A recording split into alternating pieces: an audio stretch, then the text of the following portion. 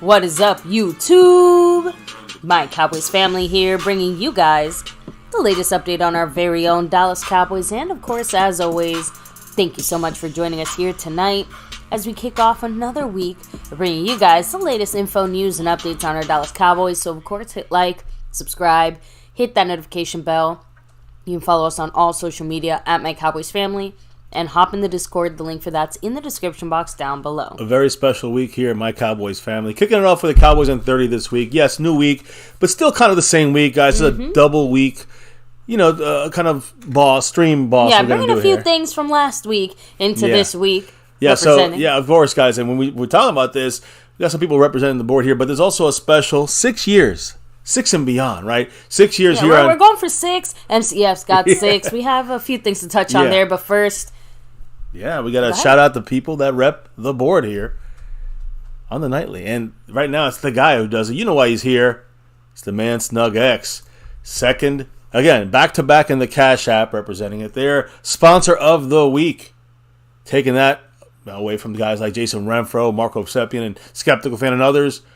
Much love to Snug X. You know why. Yes, and of course...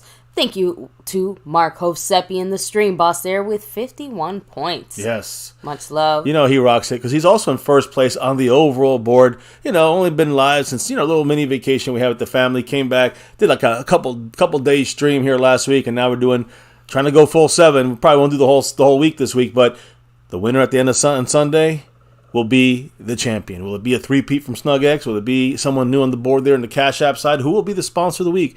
Right now, Marco Sepian in the inside track. And in the inside track on the Cash App side, it's not Snug X in the lead, baby. It is the man, Jason Renfro. He's always repping it. He's got the all-time record there. Let me pop his name up there so everyone remembers who he is, repping it there. Jason Renfro, appreciate him as always. And Skeptical Fan, another man I'm going to shout out in a big way here.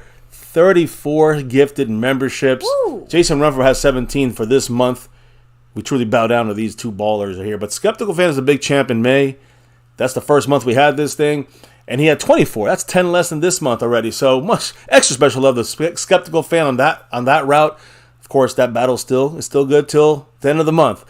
And extra special shout out to those in the star level membership, the nightly shout outs. Skeptical Fan, of course, in the house there. Lincoln Kane from Australia. And Mary Alvarez. Hey, listen, we get representation here, man and woman, representation all over the globe. It's that star for everything, guys. You know how we do this thing. And yes, and, being a member might have a few extra perks this upcoming week.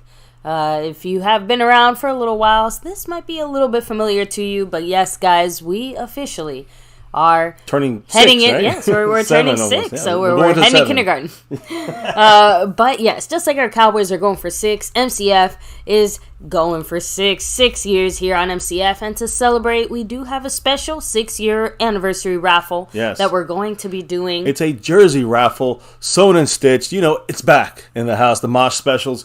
You know how it goes, and you see a lot of the choices right there on your screen, whether it's new, whether it's old, classic legends, whoever, guys. Tony Dorsett, Randy White, Troy Aikman, Roger Staubach, and on. But then you got others here. You know, Micah Parsons, Ceedee Lamb. You got Trayvon Diggs. You know, Dak Prescott. You got now 21, that's probably, that's old Deion Sanders, let's say, right now, when it comes to 21. Because, but there are Zeke jerseys if you're still like a big Zeke fan. You got Sean Lee, you got Tyron Smith, you got many. I got my Zach Martin in the house. Listen, unlimited amount of choices, one winner, or maybe two, but at least one winner for our grand prize, which is going to be a sewn and stitched jersey. Back at it here. It's been 6 months. So it's back at it, and we'll be giving out some other information that relates to the star level and that membership probably on July 1st when our party comes on here Saturday night. So you want to join us for the inside info on that as well. But, baby, why don't you let them know how, again, new week, so we're going to, numbers still count from last week, but for the raffle, it starts at 0 for everybody right now. So, baby, how does this work? 6-year anniversary, 6 years. Yeah, on MCF, but it's really 6 years on YouTube. Yes. We're representing MCF here, and that star over everything. So, baby, explain to everybody how this thing's going to go for this raffle. And again, there's a bonus raffle going on as well after. There's a second prize, should be here in time, by Skeptical Fan, contributing to this, a beautiful shirt. We'll announce that a little bit later as we get closer to the actual raffle, which is on Sunday this week, July 2nd. Our official first step into our 7th year on YouTube here on MCF. But explain it, baby. 6 years. What's this jersey raffle going to be about? How does it work? So, of course, guys, if you drop $6 here to represent the 6 years of MCF, you are automatically entered to win, and it is cumulative. So every $6, bam, another raffle entry.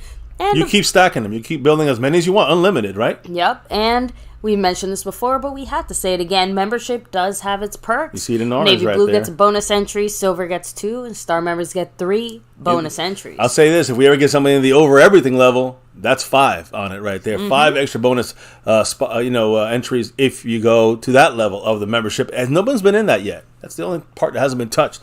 So, again, as you can see, guys, you can stack them. You can have one. It just obviously, the more raffle entries you have, the better chance you have to win the sewn and stitched jersey. Again, it's really any team and a lot of different players. But the one you have the most choices of are, of course, the Dallas Cowboys. And there's a lot, legends, current players.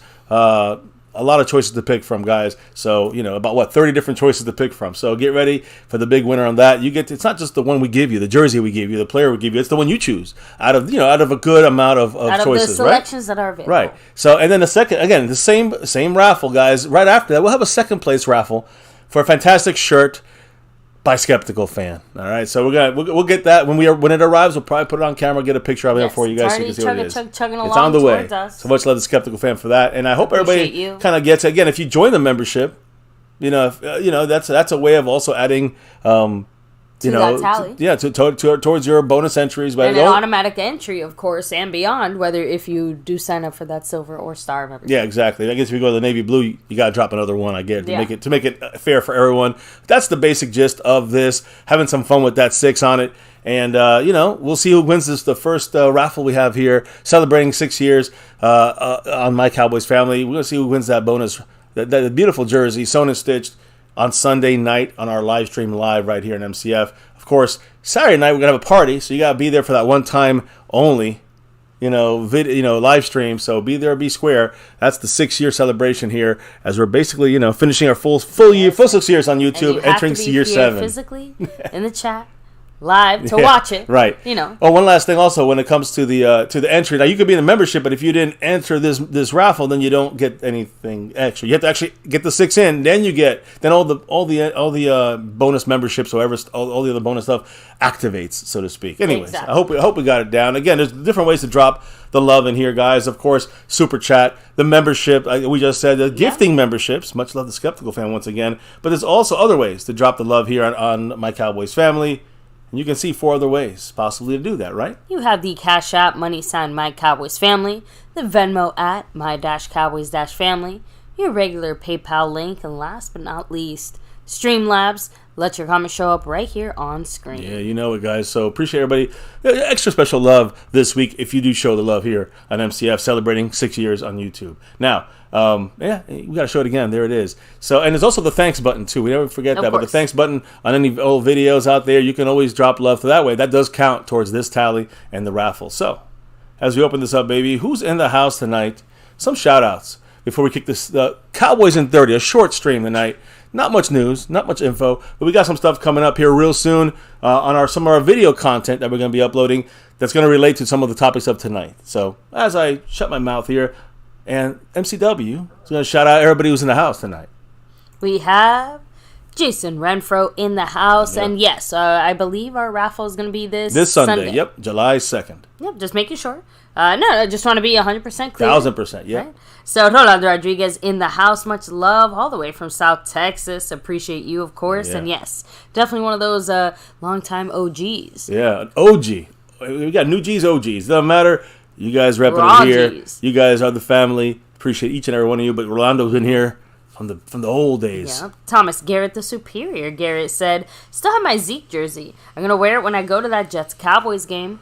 Yeah, hey, you can rep it. If Zeke's there or not, maybe he's with us again. He won't be wearing 21, but you're still repping Stephon Gilmore. Mm-hmm. So, Mike Aldana, much love, saying, Parsons looks like he spent too much time watching Michael Jackson's Thriller. Well, he was inspired by someone. You can see those eyes on. He's focused, but this time he's focused on pickleball. I'll explain. Tricky Nikki in the house. Hello and hi. Tricky Wes Robinson, what's up? We have Eric Wallace in the house representing. Spoony Dog, much love to you. Dwayne Broussard, the top dog himself. Let me see. Devontae Alvarez, hello and hi. Freedom First, much love. Skeptical fan always. Staying skeptical. Kind of rolling here. I think I hit up everybody here so far. So as people kind of roll in, I'll make sure to shout them out, say hello and hi. Sounds good. Well, we're going to get this thing started here. Right into the Cowboy news info. Now, but again, guys, not much, but enough to have a couple quick discussions and talk about the world regarding the Navy Blue, Silver, and Star over everything. So, starting off with a playmaker from the old days, Michael Irvin, and that lawsuit update. Now, there's a Jane Doe involved in this. So, I think they just were able to, passed a ruling that basically they're going to keep Jane Doe's identity confidential. Baby, why don't you take it away about the details of this Michael Irvin case? Some updates here that are relevant. Mm-hmm. Let's put it that way. So, Irving and the other side, which is the defendant's side, they did come to a collective agreement. So, at least Michael Irving's side and the other opposing side both agreed to allow this woman's identity to remain anonymous. So, remember, guys, Irving kept it this way, too. I'm just saying, she agreed. Yeah. Everyone agreed. But it was only filed this past week, even though it's been kind of percolating since May of this year, May 1st. They also asked Michael Irving to slightly amend his complaint. May 18th is when that joint stipulation, which was both sides agreeing to say, hey, she can stay anonymous. And then the order was granted May 22nd officially. Her response to Michael Irving's kind of suit does not include any direct quotes of the comments that Michael Irving is accused of saying. So that would mean that, it kind of backs up his side a little bit, I think, on that. No, it kind of does, but it does specifically mention that he, quote, said that he would come back to find her again in the next few evenings. So that would be, is that harassing or threatening? So the thing is that because of that specific language and that information, it kind of lets you know that detail seems to be relevant as far as the defendant defending themselves. Basically, this comment is what had her believe that Irving was going to, come back and, assault her or something. So, previously reporting that he supposedly had said lewd comments. So, honestly, it seems like now it's up to Michael Irving's side to respond to this as well. Obviously, it's a developing situation, and we'll have to see exactly how the judge decides to rule on that. But, I do think it's smart for Irving to keep this woman's identity anonymous. I don't think it's going to look good for him if it gets out who actually did it. Well, and I think of that also on the fact that now we know what her feeling was on this situation. Her mindset on it was that he was threatening and or harassing. It sounds like that's the route they're going to go to make the claim that she felt uncomfortable with him. Now, we don't know what he said. We know some of the comments that supposedly he said. She did not, corroborate those comments. So people still using those comments like he said them. No proof he said that. And she's not saying he said them, but it was more about the overall coming back to see her every night. Now she works. Exactly. She works there, but the implication that he was going to come back and harass her again. That's the whole point. But was it menacing? I don't think he was meant it to be menacing. I think he was just maybe flirting or whatever it may be. It was unwanted. She felt threatened. Intention or not, now she's claiming harassment. So it almost doesn't matter how it started. She did claim it that night. She did claim it that night, to be fair, but it sounded like it was the hotel manager that was pushing her to kind of file a report or something. Oh, you must be harassed and go. So look, it just seems a little flimsy to me. That's just me personally, but it's got to be figured out. I think NFL Network they are still not allowing him back on. I think they pretty much are on the verge of parting ways with him if they haven't already. So unfortunately for Michael Irvin, that sucks on that side of things, but. We'll see what the answer from this case ends up being. I'm going to assume that once everything is said and done and all the dust settles, that Irving is going to sue. It was a Marriott hotel, right? Yeah. He's going to sue Marriott directly for, the loss of income and the loss to his reputation, right? So, Cactus G said, hard to get a date nowadays. Oh, Jamar Chason. What's up? Hello and hi. Cowboys on top. I love Ceedee. Yeah, we're going to talk about Ceedee tonight. On top. We're going to talk about Ceedee. Now, continuing with the NFL news, and I say this is still very Cowboy-centric, Deion Sanders. Jason always. Deion Sanders can, we know the situation with him. Another Cowboy, right, that played back there with 88, when our last Super Bowl back there in 97. But Colorado head coach Deion Sanders had a successful surgery for the blood clot. And now there's a feeling by the doctor and medical staff that there's not amputation is not a necessity anymore. That is such good news. Yeah, and so that is fantastic. He, hopefully, knock on wood, it continues on the positive route. Thank goodness. And we know he's not 100% out of the woods, obviously. Right, of course. But thank goodness for the doctors to even give him this chance to not lose the foot. Now, again, he's going to be released from the hospital when we do our raffle Sunday night. Yeah, so Deion's going to be celebrating with us here. Good for him. Now, I do want to say another former Cowboy, but more known for a Washington commander, Alfred Morris, running back Alfred Morris. Of course, formerly a Cowboy for a couple of years here with us. All the well wishes going his way, guys, because he right now is in the hospital with rhabdomyolysis. Rhabdomyolysis. There you go. It's not like a secret. Everyone knows. But, baby, why don't you explain, because I have no idea what this is. So say it again for everybody in the back. And Alfred Morris is unfortunately in the hospital with this situation, with this medical issue. So, like Mr. MCF said, rhabdomyolysis. That's how you pronounce it. Long story short, in layman's terms, it's basically when your body suffers some kind of injury or trauma to the muscles. Now, it could be an illness. It could be drugs. It could be, an NFL player getting hit by another NFL player. It could be an NFL player excessively working out. So all these things are definitely. All these things are things that could technically cause it. What happens is that as your muscles kind of take that injury or take that impact, they break down. And as they break down, they release protein into your body, and too much protein, your kidneys just can't handle it, and it starts messing with your kidneys and fucking with your kidneys. So basically, you got too much protein, and a big cause of this, at least in NFL players, is obviously either excessive exercise or the kind of hits that they're taking on the field. Yeah, and I think knowing Alfred Morris as a Cowboy, what we know of him, he's a great guy. So I think it's completely on the working out and the football beatings that these guys take day in, day out, or week in, week out. Let's be real about it. And in practice too. So that's almost every day for half the year. So again, guys, wishing the best to Alfred Morris, but it's a very very rare sounding situation. I've never heard of this. Exactly. So like Thomas Garrett said, it could possibly shut down your kidneys. Yes, remember, exactly. if your kidneys just can't handle excreting all the waste that they need to excrete, like that stuff can build up in your body as well and cause other types of serious harm. And of course, it's one of those things that kind of compounds. Once your kidneys aren't functioning as well and you still have all this high protein, they're going to struggle even more to get all that protein out. So at least in Morris's case, It seems like, obviously, his medical staff is doing everything possible to make sure that he's going to be good to go. But I am not a doctor, so I'm not really sure what the treatment looks like for him. But fingers crossed he's looking better sooner rather than later. Yeah, landlord's asking if you're a nurse. Not a nurse, just always been fascinated by medical stuff. So I tend to know more than most. Yeah. She does, actually. Anything lawyer, anything medical. But she... I got you. So, really quickly, and again, this is NFL news. Again, interesting that the Cowboys are not on this list at all. By the PFF position group rankings, the top running back unit, who do you think that would be?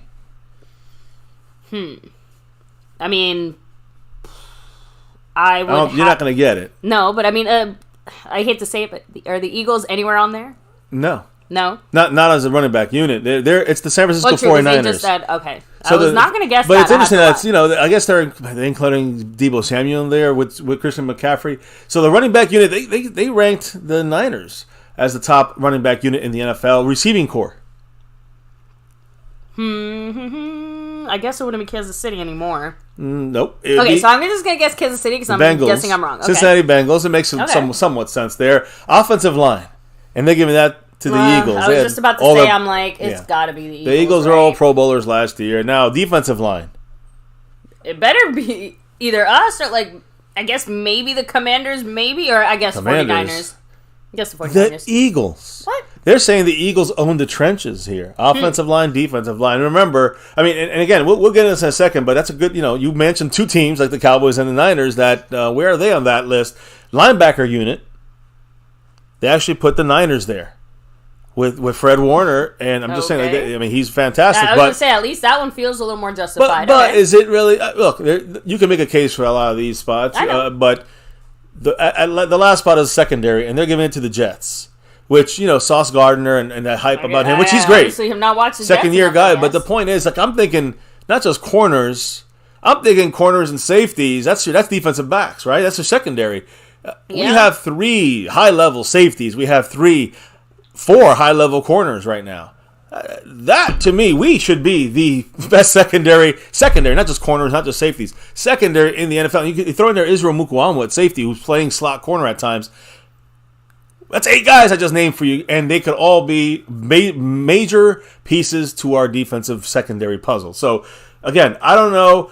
I don't agree with them on this. And again, they have their rating system, but I don't agree, like you said, that the Eagles... I feel like somewhere defensively there we should have been there. The Eagles' defensive line, I don't know if I'd give it to us, but the Eagles' defensive line I don't think is better than the Niners.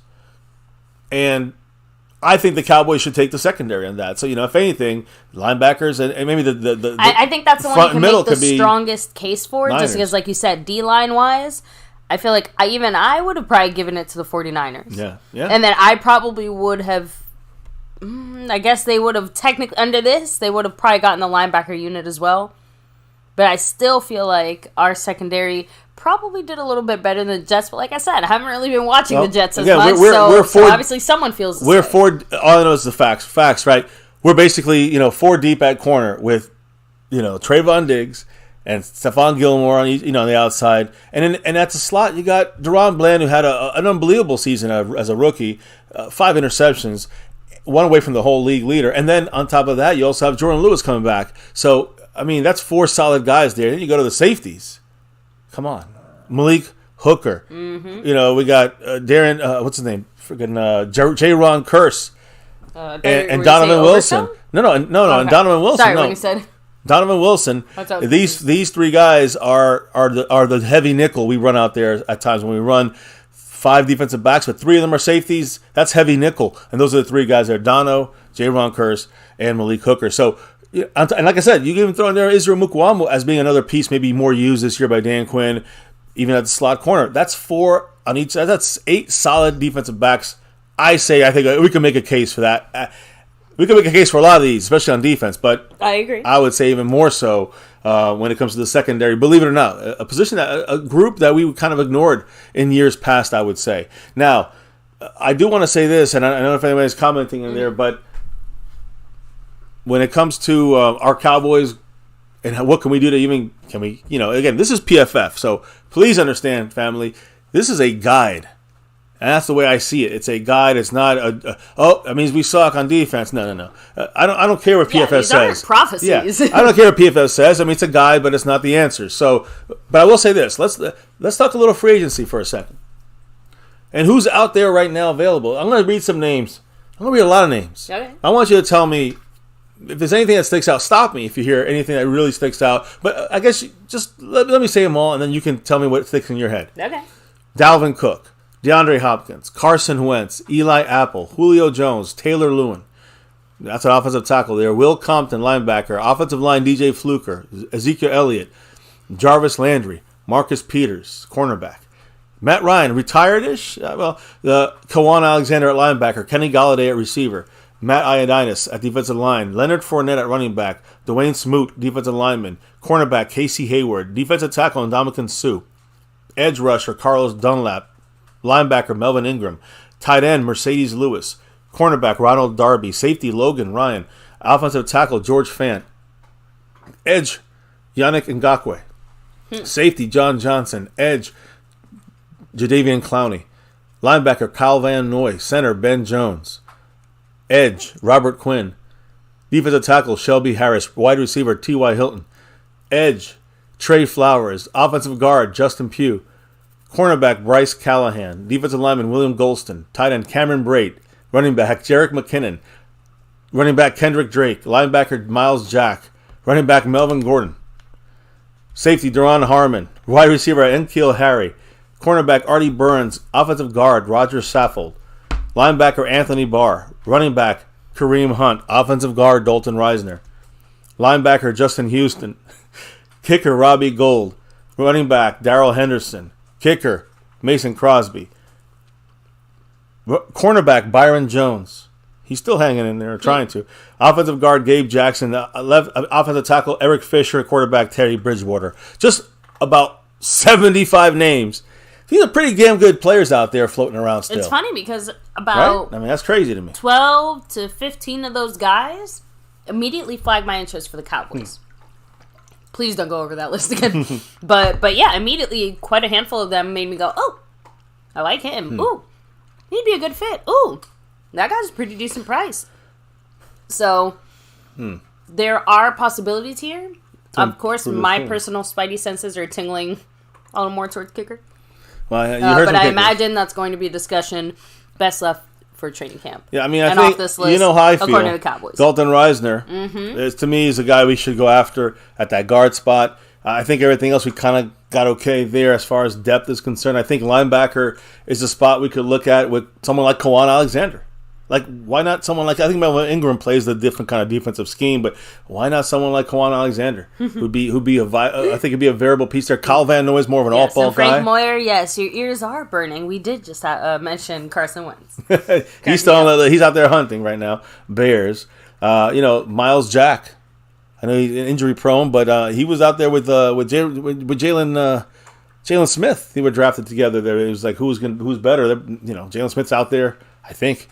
And Miles Jack is also out there. So just some names. Anthony Barr still floating around. Obviously, the Cowboys don't want him back. Dan Quinn, he's cool without him. Justin Houston still floating around. I'm just saying, there's a lot of good linebacker names on this list. I don't think we really need another edge guy in there. I think we're good at depth. I just named the cornerbacks and safeties, so we're good there. So, I think we're good, man. I think we get a guard, a kicker, and a linebacker maybe.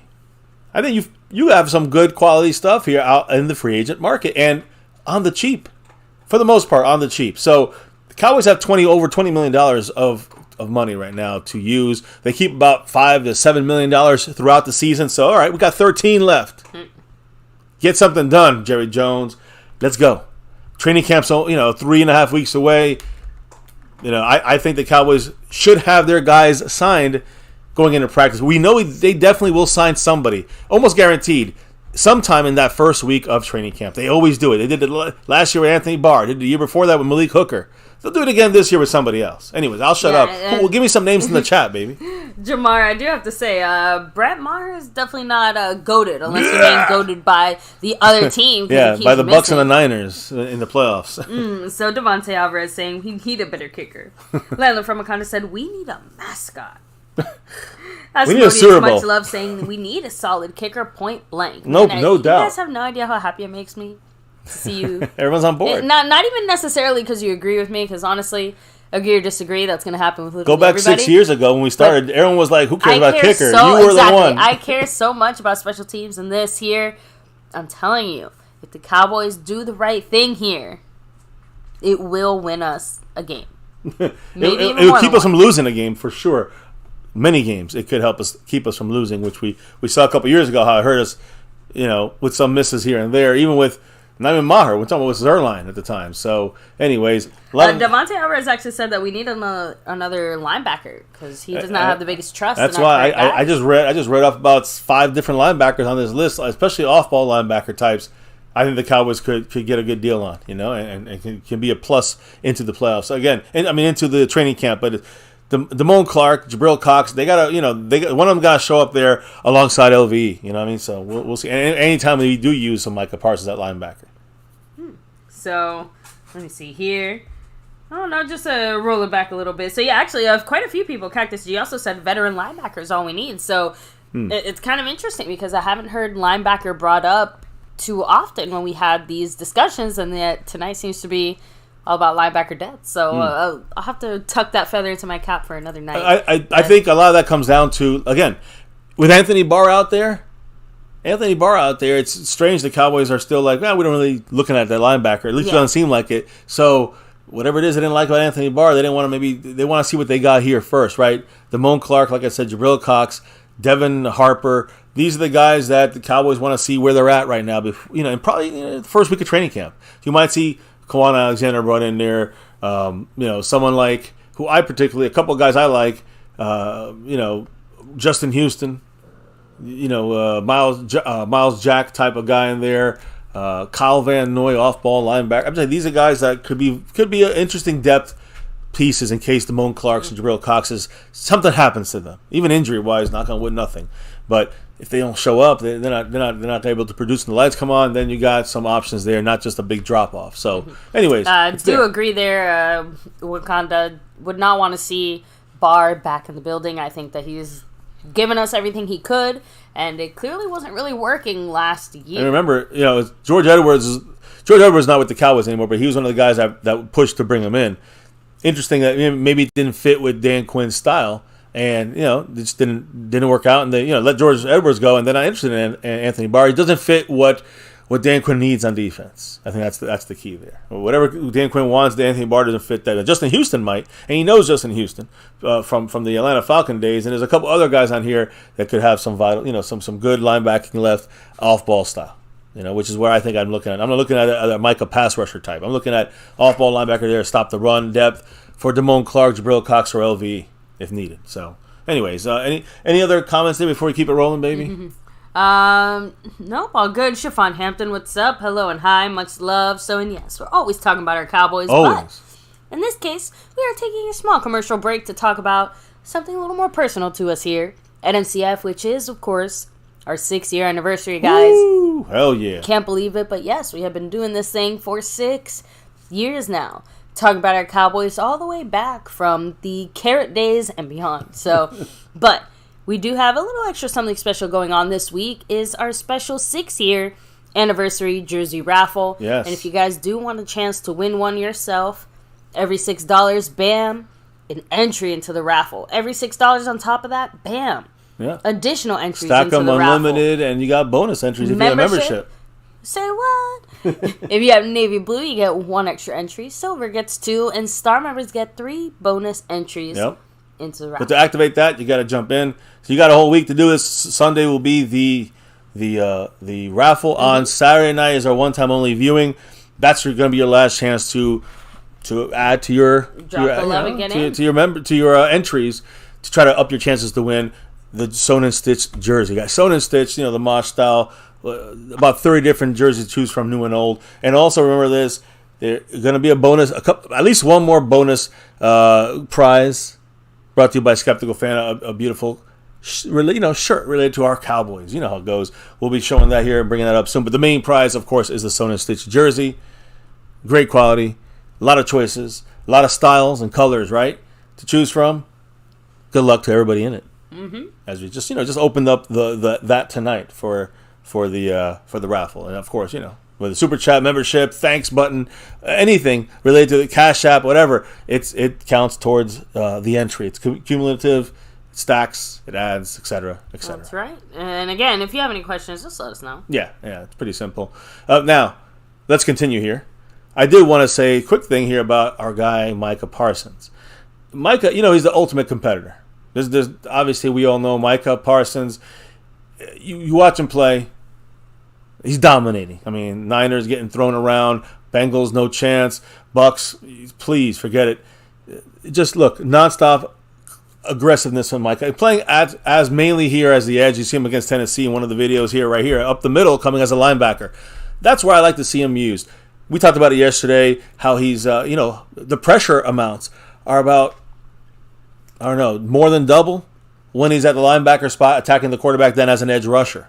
So keep that in mind. And you can see how dominant he is as an edge rusher. But he also is dominant at pickleball. Micah Parsons today was talking about getting a pickleball game. I'm not even sure how to play it. I don't know if you have an idea, baby. It's more... No offense. Every time I hear pickleball, I picture people playing like hand tennis, handball. It kind of looked like with that, a actually. pickle. Well, yeah, I don't think it was. And I know that's definitely not it. Somebody in the chat will tell us. But so Micah was looking for a game today on Twitter, and Simi Fehoko, stepped up to battle Micah. They had, it was partners, him and his guys versus Micah and his guy. And Micah bragged about it. I think he was up 2-0. They won 2 games. But either way, afterwards, Micah filmed it and got in his face. Listen, Micah he wasn't angry, but he is very competitive. So he was just talking shit after the win. He takes it very personally. He was talking crap after the win. Of course, we know it's all in fun as teammates, but just interesting to see how they, Simi Fehoko claimed that he was the best guy out there. And Simi said, quote, he doesn't even believe this. You can hear the uncertainty in his voice. When you hear Micah, he seems just angry that, like, he didn't crush them by more. And that's the kind of Micah Parsons we love to see. But he does this on and off the field. We've seen him multiple times before. So Micah is just ready for this season. That's why I added that analytic that shows that he is actually more effective at getting pressure. I'm not saying sacks. I'm not saying, other things, but at getting pressure, which is one of the major things we want in pass rush, he is more effective coming from the linebacker spot, smaller sample size, let's be fair, than an edge rusher last year. So keep that in mind.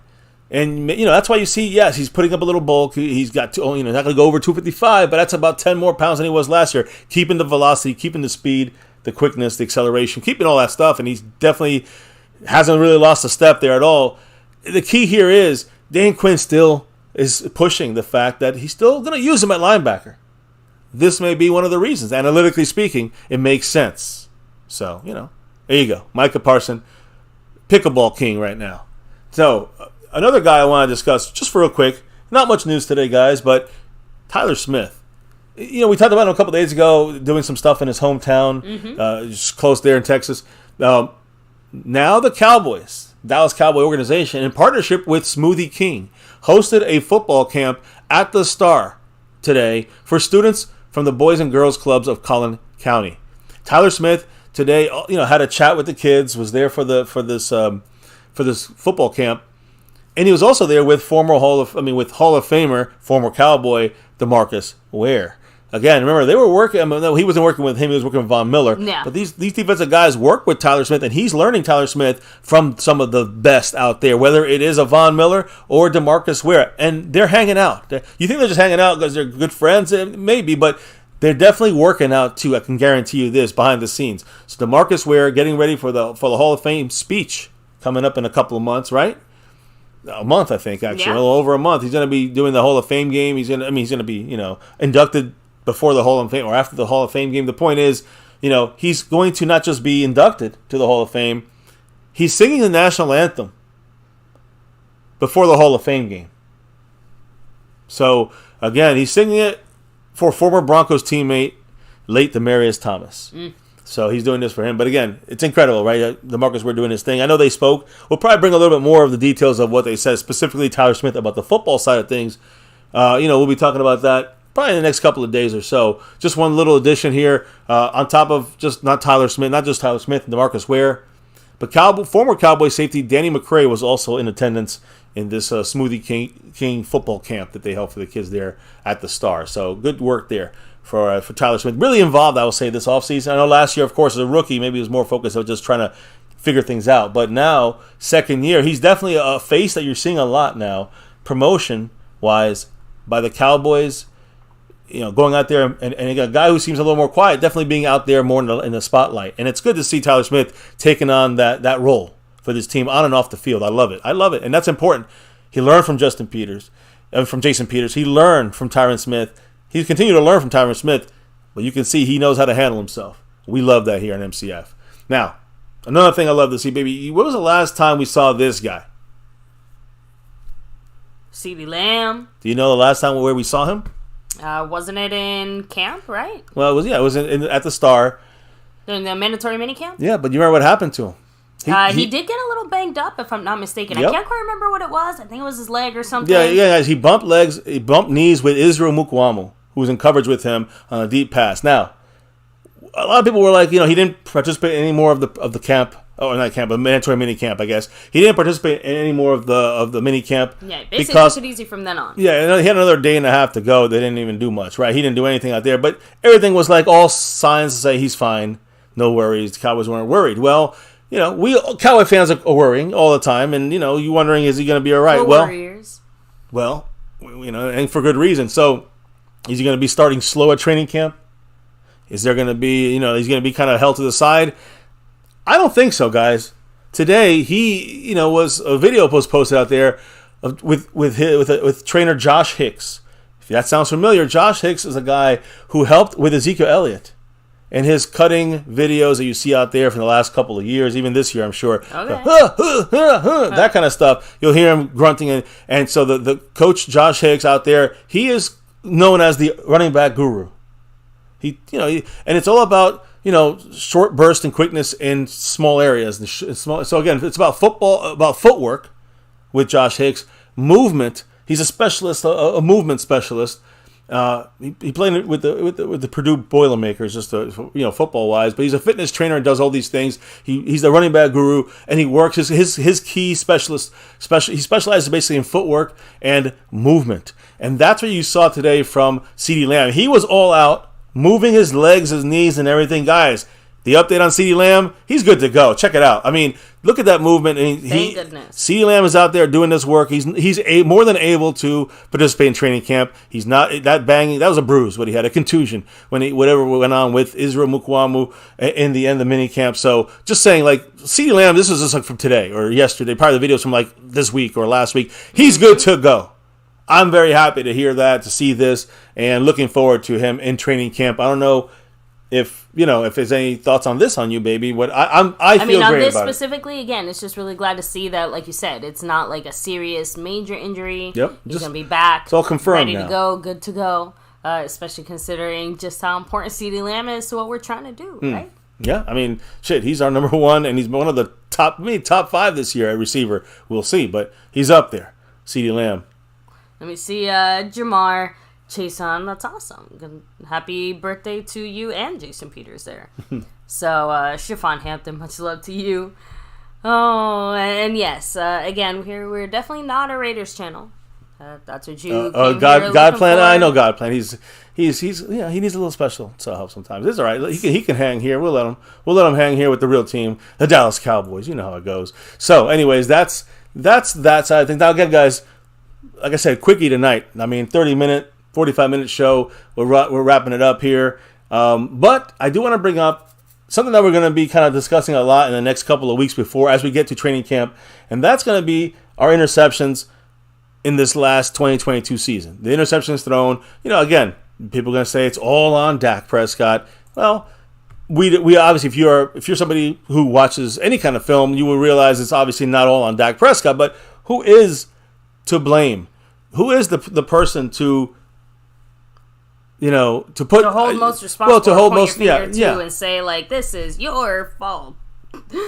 Yeah, I mean that's the thing. You gotta, to me, it's important to figure out what the problem is, the major problem or problems. There's a bunch of them. Dak is one of those problems, but is this fixable? Is this something that's something that we can amend and fix with the players that we've gotten this offseason?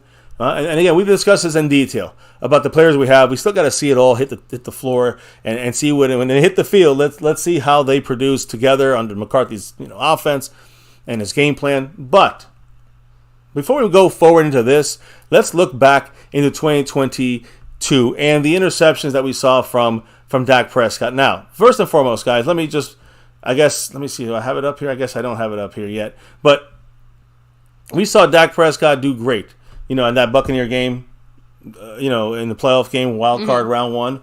Cactus D said the blame is in the play called and then how it's executed. Yeah. So and the execution. So both. Yeah. So, and it is. That's what I'm trying to say. Everybody here is to blame.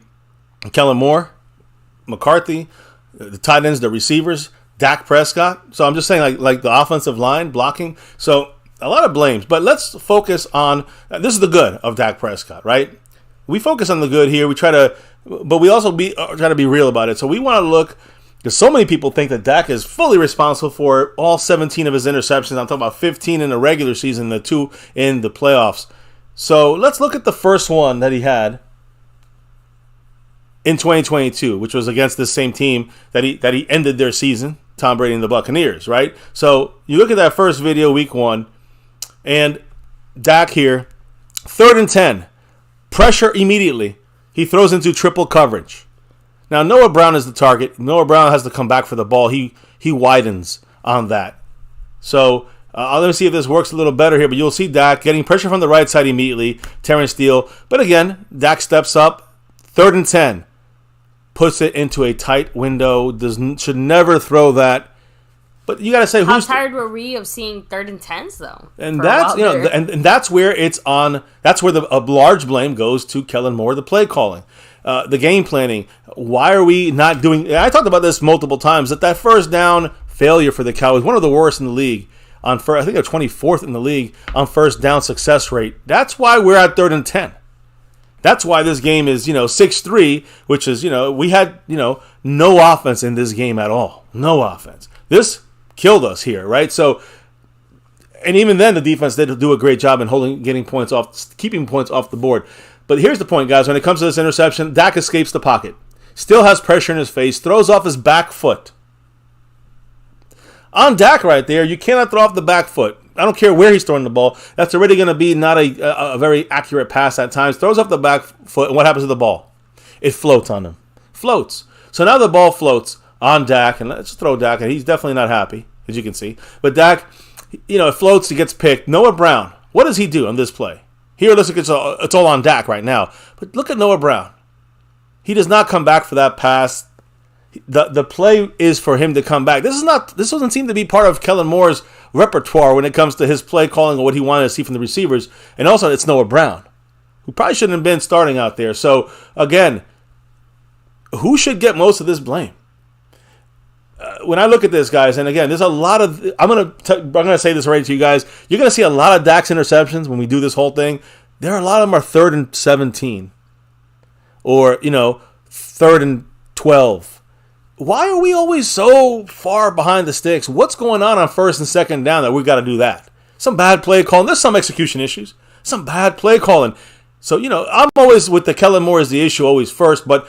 This was a bad pass by Dak, a bad decision by Dak, and a bad play call by Kellen Moore, and a bad route and effort gave by Noah freaking Brown. Yeah, if we want Dak to continue to improve, he needs to start recognizing some of these things on his own. And there's only so much he can do as well, because, this is the play called by Kellen Moore. So, look, this is an example of Dak trying to overcome the lack of talent, which is Noah Brown here, right? 3rd and 10, 2nd quarter. The offense has done shit at this point in the game.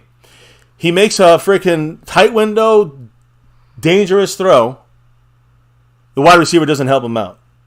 Interception. So, obviously, yeah, Dak shouldn't have thrown it.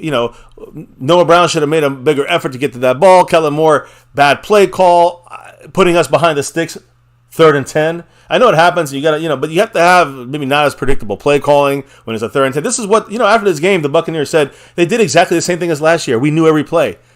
The Buccaneers knew what we were doing. And then on top of that, you got a subpar, third options there at receiver with Noah Brown and Michael Gallup's not even in the game, by the way. Dennis Houston was in the game. So put it all together, guys. I mean, it's hard to overcome this. I don't care which quarterback you are. Now, to me, you can say to me, a lot of it is on Noah. But Noah Brown is not that good of a player, so he should come back for the ball, but he's just not taught this enough, or it's not part of the game plan or the play call. So it could be on him. He should make a better effort for sure. Dak throwing off his back foot, pressure in his face, did everything he could do. Still shouldn't have thrown that. Should have overthrown it out of bounds and take the kick, and punt. I'm saying just punt the ball away. You can't do that. You can't be off the back foot. So, again, that stuff, I can definitely understand that. But when you look at this in the end, guys, it looks like when you first look at this, it looks like a bad throw in coverage. Just a bad throw by Dak. Considering Dak was pressured, it was a rush throw. He didn't have to throw this. If you look at this on Dak's side, let's look at it again. He could have ran up in there in that pocket and kind of scrambled and slid or thrown the ball away. So that should have been on Dak there. He threw it off his back foot. Let's not talk about it. It had no zip. It floated. It was just bad. It allowed all the defenders to have a lot of time to undercut that and pick that off and jump the route in front of it. You got to also look at the back end picture, because right there you don't see Noah Brown fucking up, but here you see it. He loops out there instead of cuts in to go towards the ball. At least it would have been incomplete if Noah Brown would have came back for it like he should have. But no, he's just looping around and waiting for it to float into his hands. So again, guys, Noah Brown didn't obviously hurt the play on top of that. The play call was horrible. Dak's decision making was not good. Noah Brown's effort was horrible. Cowboys offense, guys, again, not doing anything, being a horrible offense at this point of the game, of the season, but of this game, no offense being, Dak was just trying to find something. 3rd and 10, why are we there? And that's the whole thing to me. So overall, I say it's on Kellen Moore. Overall, I don't know about percentage, but when it comes to play calling, I mean, that's why we're in this situation. That's why it's 3rd and 10. Yes, it could be the production, a missed block, a bad throw, whatever it could be, but it's also a lot of bad play calling. You'll see this all season long. Quarterback on our team always going with a 3rd and long when there's a mistake happening. Forced to have to make something happen out of nothing. So that's on Kellen Moore. Then Dak, again, like I said, just bad decision, off the back foot, getting pressured. Terrence Steele did a good enough job that he got him out. He got the defender out of the way. Dak is, again, this year, I'm going to say this. Look at this play again at the beginning of it. And what happens this year is Dak's going to run out of the pocket. I don't think he's going to run the ball, but he's going to float out and extend the play sooner. He's not going to just stay in the pocket and wait. Even though he did break the pocket there and avoid a sack, he still kept himself around pressure. He still waited until the absolute last possible minute to try and do that. And he kept himself around pressure. Like, he's still around pressure. So you want to get away from that pressure, and you can kind of take a breather. You can throw it away at that point, look things over. You can run for the 5 yards, go out of bounds, whatever. But you have to hope that your receiver is going to come back for the goddamn ball. So the execution was bad across the board. The play call was horrible. I say he's 50-50 on this one.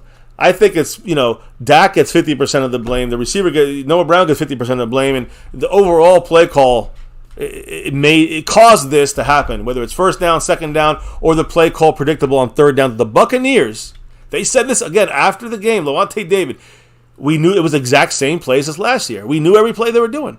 So they had our playbook on top of this. How can I even get mad at Noah Brown for not being able to break into between 3 guys when they were all standing there knowing the play? Or Dak Prescott with nothing to do here, nothing he can do with no offense, trying to make something happen, and he should never have done that. Horrible pass by him, bad decision.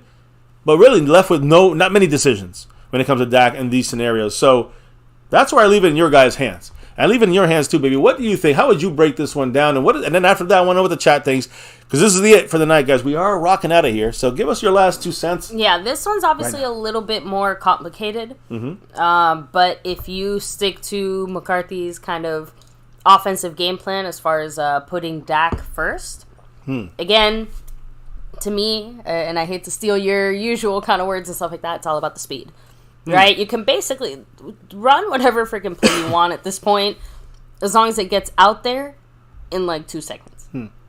So I think as long as we prioritize that one specific thing, everything else, there's going to be mistakes. There's going to be bumps in the road or whatever, but everything else will smooth itself out But that's just my... Well, I mean, and what... really, the only thing I have to add there that you haven't touched on. Well, you haven't talked about... That's a good point for this upcoming season, but when it comes to the issues here, do you think that you'll see something like this year with McCarthy's play calling? Well, that's what I'm trying to say. To me, I think that already automatically fixes some of those issues. And of course, I'm really putting the rest of my hopes in the fact that McCarthy will be able to fix the play calling in that sense, you know?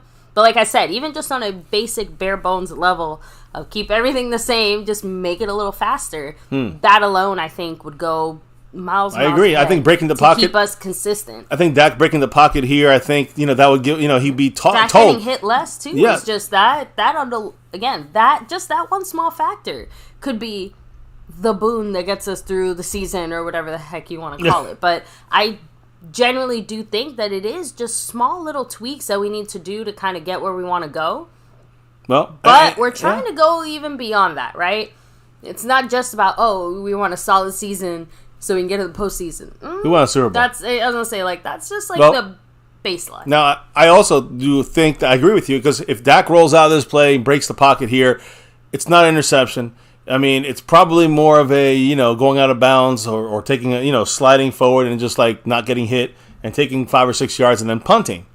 But it's not an interception on your own 25-yard line. So the way I look at this is I don't think the play call situation, number one, will be in the same way. And again, I'm hopeful that we will not be sitting in a lot of 3rd and 10s and higher or 3rd and 9s and farther, consistent like we were looking at last year, which was an issue on 1st and 2nd down. So I'm hopeful that McCarthy's going to find the right game plan to make sure that we are not stuck on a lot of 3rd and 12s, 3rd and 10s, and 3rd and 17s that put our entire team behind the sticks and in trouble. And if it is like that, do something safer, do something that, or something deep.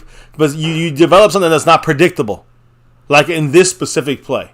Now, again, I guess, I really should, I'll amend my stuff here, because even with this, there's ways of avoiding an issue. If Dak would have just rolled, I think it's 50% on Dak, 25% on Kellen Moore, and 25% on Noah Brown, just because Noah Brown, I just don't expect much from him. So... Again, I think my expectations for Noah Brown were less than negative. So, now, how's the chat thinking about this? Let me see here. Chiffon Hampton said Moore is predictable, and the Chargers are about to find that out. That's very true, and I think Justin Herbert is going to find out how he's the lack of adjustments from a Kellen Moore and the lack of I'm going to say creative. Not creative, he's creative, but a lot of predictable calls when it's going to be 3rd and 12. There's going to be issues for Justin Herbert. I'm just going to say that now. I don't care who's on the field. I don't care who's blocking. I don't care who the quarterback is. When it's predictable and the other team, wait till they play us. I think that Dan Quinn's going to know what Kellen Moore is kind of going to be doing most of that game. So, let me see here. Stephen White, hello and hi. Landon from Wakanda. So, I don't know where the thoughties are. You might want to go check in the the meat packing plant. So, cracking up. Oh, let me see here. Daniel Berry Sports, what's up? Much love. Hey. Ronald Rodriguez throwing out there. Didn't you see that Schultz was wide open? He just threw it to the wrong person. He had some data. Schultz opened up there in the middle. That's a good. And again, that's why it should be on Dak. Dak was getting pressured. He didn't see the more open Schultz there across the first down marker. You see him right there. That would have been the better throw. I agree 100%. Great catch there, by the way. So, no, just trying to roll back here. Skeptical fan said, I blame Jerry for leaving the Cowboys this vulnerable. Mm-hmm. We know the Jerry issue. It certainly seems like they're trying to make up for that in some ways. But yes, obviously, woefully unsecured in that sense. So let me see. Andrew Ruiz, Cowboy Nation. I know we saw Smodius in the house. Rolando, great catch. Great catch. Coming back down. I mean, I see Thomas Garrett saying bad play calling. The scheme is predictable. Cactus G said, as surprising as it is, Noah Brown drew triple coverage, and Dak has to see that. 100% agree. Jamar Chasen the third or 3 says Dak the attack because he pinpoints receivers on the field. Yeah, I mean, again, he needs to kind of sometimes maybe scan a little bit more, but they're going to make the reads different for Dak Prescott. So, hopefully that's going to help him, react a little quicker. Let's put it that way. Jason from Much Love saying Dak needs to work on his read options before he starts throwing the ball. And that's the thing. I think that's one of the things that you've seen from McCarthy, at least from what was being said. He's going to have two read options, and then he's going to break out the pocket. That's a key. I mean, we've got to see it happen. And that's what I think would have been different on this play. I think Dak would feel more comfortable in an offense that's like that. Than in an offense like this that seems very predictable. So, I mean, I'm looking for you guys saying here, 86, Schultz was open, and Dak, whatever the reason was there, he's seen him before. He has seen guys in that spot before. This time didn't see him. Was it the pressure on the right side?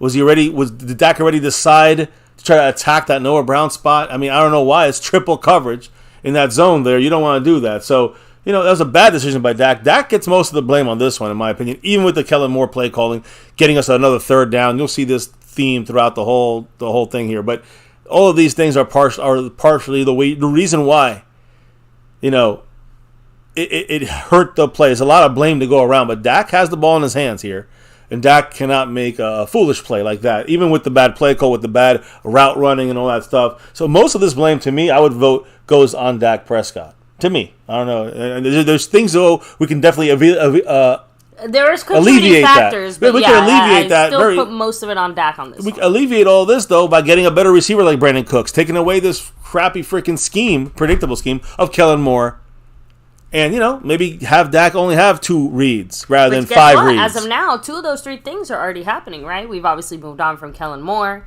so yep. I mean, that's already happened. We know that the quicker game, the West Coast offense flavor is kind of what we're going to be seeing. So those are the, and the quick, we already heard the reads are going to be cut down. We heard the Cowboys are going to break the pocket a little bit more with Dak Prescott. If he hasn't thrown that ball after 2 reads, he's out of there. That's the game plan. That's not me just hoping. That's what they're saying. So we have to see it, but it leads me to believe that they are definitely seeing what we're all saying right now, that the issues with Dak, well, you gotta help your quarterback. You just can't say go and do something. Go out there and just do it. So you got to help your quarterback. So Kellen Moore seemed to force the scheme. McCarthy is fitting the scheme around the player. And that's another big key. I think a big key difference between last year and you've seen some of these interceptions and what we're going to see this year, in my humble opinion. So anyways, I don't know if we caught everything up here. I know that Cactus G made he said simplification really helped Dak. McCarthy hopefully sees that. I do believe he's already seen that. Yeah, I was going to say, Kellen Moore was out here doing the Cheesecake Factory. Just does too much. Right? Yeah, and Cactus G said you can't throw. To the basics. You can't. Cactus G said you cannot throw into triple coverage and it not be your fault. Exactly. I mean, already he's got some fault in it, but he's got more of the fault because of that exact reason. Even with the bad play call, the bad route running, whatever you want to call it, still is on Dak there. So, I think that, again, I don't know if there's any other comment that you can find in there. No, we pretty much read all of them. Let me go ahead and start doing something. Well, Jason, you read his. That's what happens when you have no true number 1. 2 receiver. Yeah, and then we read the other one about Dak needs to work on his options. Yeah? Yes, so that one I did catch, yes. I just wanted to make sure we hit them all, guys, because we are rolling out here. Hopefully we will have an awesome raffle on Sunday for that jersey. And other bonus prizes coming around the corner here for our 6 years here at MCF. Remember, guys, again, you drop $6, bam, you're automatically entered. Every $6 on top of that, another additional bonus entry. And, of course, membership has its perks. You get 1, 2, and 3 extra entries, respectively, whether you're in the navy blue, silver, or star level membership. That's right, guys. Much love to everybody who's participating in this and, getting into the raffle. Appreciate everybody who's chilling with us here on a quickie tonight. And, appreciate everybody like the guys leading the boards right now, the guys repping that board, like the king of the Cash App and the sponsor of the week, SnugX. You know why he's here. Much love to him. You just saw the first place guy pass up above there. That's Mark Hovsepian this week is in first place trying to get that sponsor of the week. We'll crown him or the winner, the leader on that overall board. We'll crown them on Sunday along with a jersey raffle here. And Mark Hovsepian currently sitting with 51 points as our stream boss. Appreciate Mr. Mark H. from Hawaii. The leader in the Cash App for this week is Jason Renfro. So, yes, he's going. I think he's only got 1 in there. So, obviously, it's for the taking. But he's in the lead right now, trying to break that back-to-back streak of SnugX. And now, baby, who's in the house tonight as we say our good nights? In the last comments, I guess if there's any good ones, any juicy ones in the chat. We have Chiffon Hampton, what's up? Hey. Jamar Chaseon, have a great night. Rolando Rodriguez, much love. Landlord from Wakanda, hello. Jason Renfro himself saying, sometimes Dak seems to go to receiver no matter what the coverage is. Just doesn't go through his progress to see if maybe there's a better place to go. Yeah, so that's why we got to keep it simple. That's why lean into the positives. If we get it simpler, which is I think what we're going to do with McCarthy, hitting 3 reads at most, 2 seconds, he's breaking pocket. So that's what we got to see. So let's see here. We have Cactus G, of course, much love. Stephen White in the house. Going back. Daniel Berry Sports. I think I saw Skeptical Fan, of course, staying skeptical. Cactus G in the place to be. Andrew Ruiz, what's up? We have... Just making sure I go all the way back. Asmodeus in the house representing. Hey, Lost in Translation, much love. Rolando Rodriguez, take it easy. Landlord from Wakanda in the house. Devontae Alvarez, much love to you. Let me see. And yeah, that's as far back as I can go. So, baby, as we wrap things up tonight, why do we do what we do here on MCF? Oh, you know why. It's about that navy blue. Silver 2. Star over everything. Win, lose, or draw. Good, bad, or ugly. Here, we're always repping that star over everything. And, of course, guys, almost 6 years. We're less than a week away from 6 years and beyond here. As you can see the bottom right, 6-year anniversary. That's what we've been doing here for 6 years on YouTube, on My Cowboys Family. So I'm excited about partying it down on Saturday night. And then the jersey raffle on Sunday. We'll see what happens, guys. Appreciate everybody chilling with us here. And as always, never forget,